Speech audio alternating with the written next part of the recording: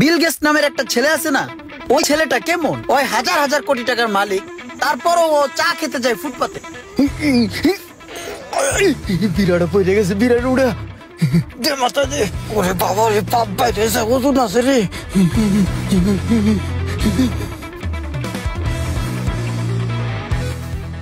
পাই বুড়াও, পাই বুড়াও,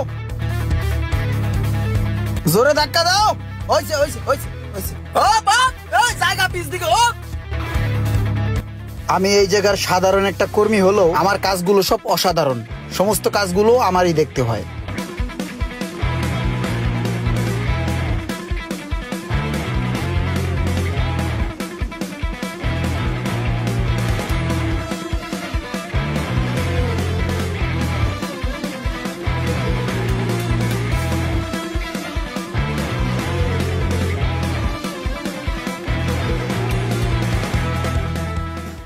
তোরা দুইজনে 2 হাজিরা করে কাজ করছস 4 দিন। তোমাদের 4 হাজিরা হইছে, এক একজনের হাজিরা 300 টাকা করে।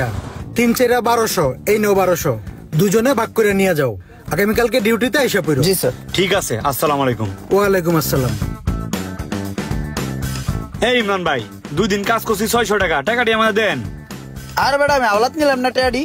কি কোন ভাই, জুল করে কি কোনো হাওলাত হয়? আপনি তো আমার কিছু না করে টাকা লয়ে লইছেন। আরে ভাই টায়াড আমার লাগবো, এর লিগে আমি নিছি, আওলাদ নিছি, পরে দিয়ে দিমু।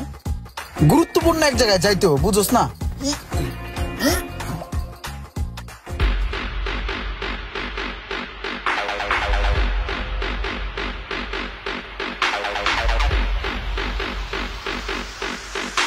আমার সকল ফ্রেন্ড সার্কেল আইসা আমার জন্য ওয়েট করতেছে। আরে এটা কি? কিরে তুই কই যাস? কে তোর লগে যাই? আমার লগে যাস মানে? তোর এই থোবরা দেখলে, তোর এই চেহারা দেখলে বেটা আমারও তো ঢুকতে দিব না, আমারও বের করে দিব। সর তুই। আইছে আমার থেকে 300 টাকা হাওলাত নেয়, হ্যাঁ জমিদার হাজ্জা বইছে। তোর কাছে কোন 300 টাকা আওলাদ নিছি দেখে কি আন তোরা কোলে করে ঘুরমু? যা যায় রান্না করে চিপা চাপা যায় বয়ে থাক, যা সর। ধর বেটা, এটা কোনো কথা কইলি? My friend circle waiting for me. Hey hello Roman ভাই, কি অবস্থা? এই তো, কি অবস্থা, ভালো আছো? আরে মামুন ভাই যে, কি অবস্থা? হ্যাঁ ভালো আছো। আরে শোক ভাই, কি অবস্থা? হ্যাঁ ইমরান, ভালো আছো? তোমার জন্য ওয়েট করতেছিলাম, বসো। হ্যাঁ হ্যাঁ শিওর। নাও চিকেন। হ্যাঁ হ্যাঁ থ্যাঙ্কস। আরে ভাই কি যে বলবো, বাংলাদেশের রাস্তাঘাটে যে পরিমাণে জ্যাম, কোনো দিকে মুভ করার তো মুশকিল হয়ে যাচ্ছে। আমি দুবাইতে ছিলাম কিছুদিন আগে। দুবাইয়ের যে রাস্তাঘাট মানে মন জুড়ে যায়, জ্যাম জট বলতে কিচ্ছু নাই, সব ট্রাফিকে কন্ট্রোল করে, খুব ভালো লাগে। বাংলাদেশ এই যে আস্তে আস্তে লেট হয়ে গেল। Sorry for late everyone, let's party.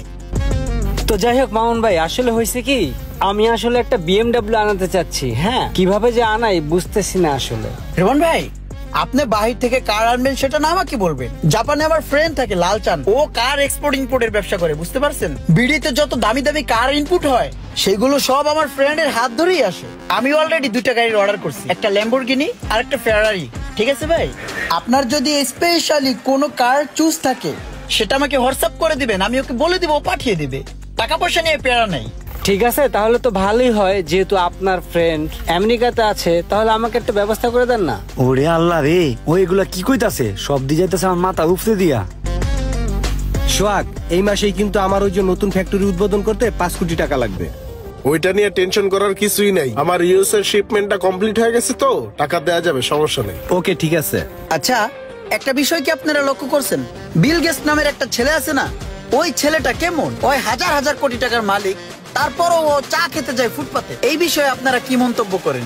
ওইটা আসলে যার যার একটা রুচি আর কি। না না, এটা আমি ভালো চোখে দেখি না। আরে ভাই, ফুটপাতের চায়ে তো জীবাণু থাকতে পারে, বায়ু দূষণ থাকতে পারে, শব্দ দূষণ হতে পারে, এতে নানা ধরনের রোগ ব্যাধি ছড়ায়। কই আমি তো কখনো ফুটপাতে চা খাই না। আমার চা খেতে ইচ্ছা হলে 5 স্টার মানে রেস্টুরেন্টে চলে যাই। স্টিফেন হকিং কি বলেছিল জানেন? আরে ভাই, নিউটনের যে গণিতের সূত্র, ওই সূত্র অনুযায়ী লাস্টে গিয়ে কি দাঁড়ালো? নীল আর্মস্ট্রংয়ের কথাটা শুনছেন আপনি? ও কিন্তু ফার্স্ট টাইম চাঁদে গিয়েছিল, ঠিক আছে? এলন মাস্কের যে টেসলা,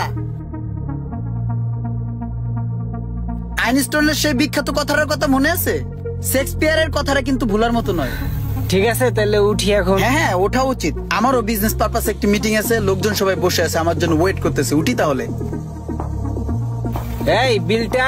ভাইয়া বিলটা আমি দিচ্ছি, নো প্রবলেম ভাইয়া, please. Thank you so much ভাইয়া। ঠিক আছে ভাই, আসি। হ্যাঁ হ্যাঁ, সি ইউ নেক্সট টাইম। ওই বেটা ইমরান কিরে কি করলি এগুলা? নিজের কাছে বিল্ল এলি, এমন টাকা দিবি করতে নেই। আমার বাসায় একটা ব্যাংক আছে বুঝছোস, প্রতিদিন আমি 10 টাকা করে জোগাই। আমি এখানে বহি, তুই যে আমার ব্যাংকটা ভাঙ্গে টাকাটা লই যাই, যা বিলটা দেই নাহলে বাইন্দা থুইবি। সারাদিন কাম করে বাস 300 টাকা, আর সপ্তাহখানিক পর পড়াইয়া এখানে এক কাপ চা খাইয়া সব টাকাগুলো উড়াই লাস, এতে তোর কি লাভ হয়? লাভ হয় বেড়া, লাভ না হইলে কি আমি এই জায়গায় আহি বেড়া? এই যে বড় লোকে আইয়া ঘন্টার পর ঘন্টা একটু চা খায়, একটু বইয়ে থাকে, একটু কথা কয়, এই কথা গুনাই আমি হুনি যে এত টাকা দিয়ে চা খাইয়া হেরা কি কথা বাতি কয়। এই যে দেহস না আমি যে সড়ং সড়ং কথা কই, এগুলো আমি হিকছি কোথায় গুন ডাইনে বামে কান পাইতে হিকছি। আর এই যে বন্ধু বান্ধব জোগাইছি দেখছো, সব রিচ পিপল, সবাই বড় লোক বুঝছোস। একটা কথায় আছে না, জাতে টানে গোতেরে কুত্তায় টানে ফ্যান, এমন কুত্তায় একদিন টাইনা আমারে ফ্যান পর্যন্ত লইয়ে যাবি, তারপর আমার বড় লোক বানাইয়া লেবি দেখিস তুই। আরে বেটা তোর যে কোন কুত্তায় টানবো এটা আমি বুঝছি। নিচে এক কাপ চা পাওয়া যায় 5 টাকা, ওইটা না খায়া তুই এই না এক কাপ 300 টাকা দিয়া, তবে যে কই নিবো এটা আমার বুঝা শেষ। আরে বেড়া তোর পরিস্থিতি যত বড় খয়রাইতে হোক সমস্যা নাই, কিন্তু চিন্তা ভাবনা কখনো খয়রাইতে আ যাবে না, চিন্তা ভাবনা কখনো গরিবরা আ যাবে না বুঝছো। আর যদি চিন্তা ভাবনা উপর লেভেলের করতে পারো তাহলে তুই নিজেই একদিন উপরে উঠে যাবে গা বুঝছো। হ্যাঁ ঠিক আছে বুঝছি।